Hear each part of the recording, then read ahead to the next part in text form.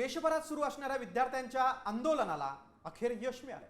केंद्रीय शिक्षण मंत्री धर्मेंद्र प्रधानांनी राजीनामा दिलाय।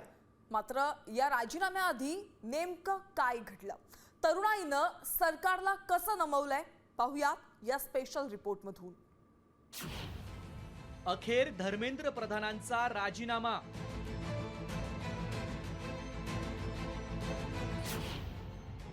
आंदोलक विद्यार्थ्यांसमोर सरकार झुकलं।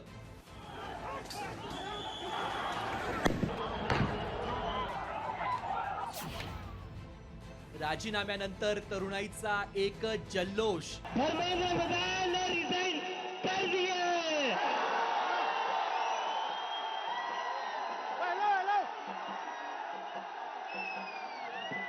We have bloody select.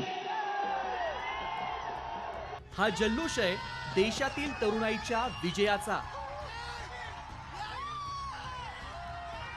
हा जल्लोष आहे सत्तेच्या मस्तीत इथल्या तरुणाईला झुरळ म्हणणाऱ्या व्यवस्थेच्या नोकरदारांच्या विरोधाचा।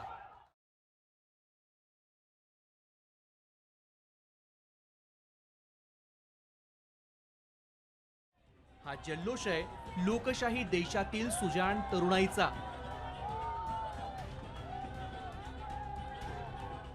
क्या कहते थे ये? क्या कहते थे? इस सरकार में इस्तीफे नहीं होते। क्या कहते थे? इस सरकार में इस्तीफे नहीं होते। हम कहना चाहते, झुकती है दुनिया, झुकाने वाला चाहिए। धर्मेंद्र प्रधानांनी राजीनामा दिला आणि 35 दिवसांपासून जंतर मंतरवर आंदोलनाला बसलेल्या विद्यार्थ्यांनी व्यवस्थेच्या चुकांवर बोट ठेवत थेट झुकलेल्या सरकारचे वाभाडेच काढले।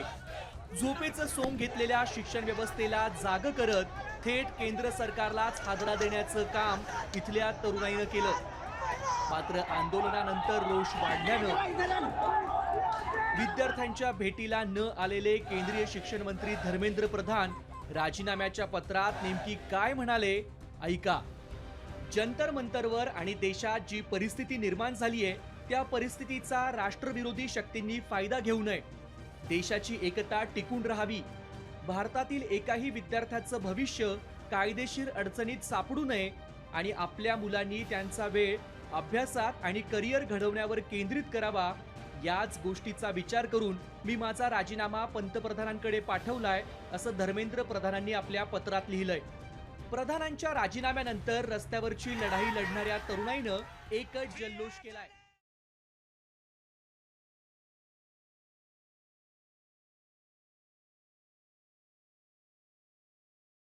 धर्मेंद्र प्रधान को हार की बहुत बहुत मुबारकबाद और इस देश के छात्र युवा जीत मुबारक, भविष्य मुबारक। इसी तरीके से जैसे आज धर्मेंद्र प्रधान ने हम सबके आगे घुटने टेके हैं, राजनीति के हर नुमाइंदे को नीचे अपने सामने झुकाएंगे हम लोग। जब जब युवा बोला है, राज सिंहासन डोला है। आने वाली 100 साल तक जब तक कोई भी किसी भी पार्टी की सरकार होगी, याद रखेगी कि युवा यदि कोई मांग करता है तो उस युवा के सामने उस सरकार को झुकना पड़ेगा। दुसरीकडे लेखी आश्वासन हातात येत नाही तोपर्यंत जंतर मंतर सोडणार नसल्याचा पवित्रा सीजेपीच्या आंदोलकांनी घेतला। तसंच 2 प्रलंबित मागण्यांसह दिल्ली पोलिसांनी आणि आरएएफनं आंदोलकांची जाहीर माफी मागावी अशी एक अतिरिक्त मागणी सीजेपीनं सरकारपुढे ठेवली। जब तक सारे डिमांड्स पूरे नहीं हो जाते, जब तक लिखित में आ नहीं जाता, तब तक हम लोग कहीं नहीं जा रहे हैं। मात्र प्रधानांनी राजीनामा देण्याआधी नेमकी काय घडलं, पाहूयात। 22 जुलै 2026 देशातील कलाकार आणि तरुणांनी सीजेपीच्या आंदोलनाला पाठिंबा दिला।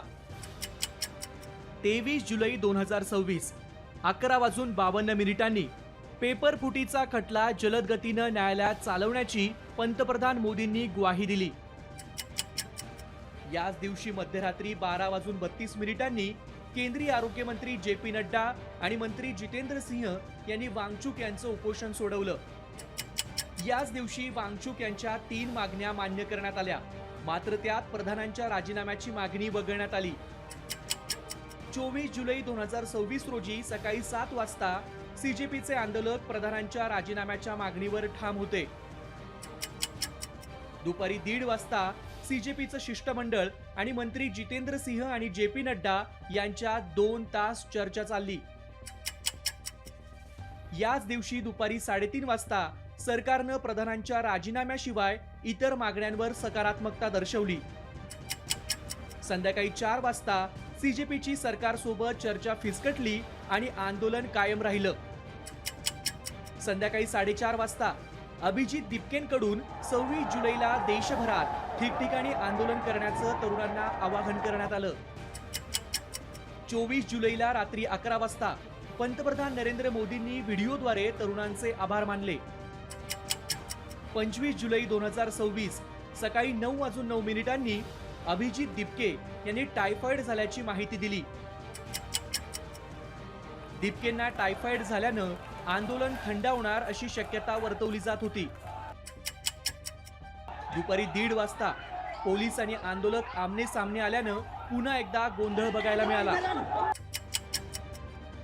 दुपारी 2:18 तरुणाईचा रोष वाढत असल्याचं बघून अखेर शिक्षण मंत्री धर्मेंद्र प्रधान यांनी राजीनामा दिला. विरोधक आणि विद्यार्थ्यांनी घेतलेल्या ठाम भूमिकेमुळे सरकारला नमतं घ्यावं लागलंय.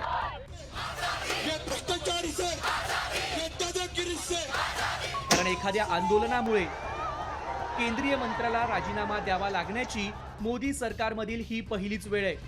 त्यामुळे हे आंदोलकांचं फार मोठं यश आहे.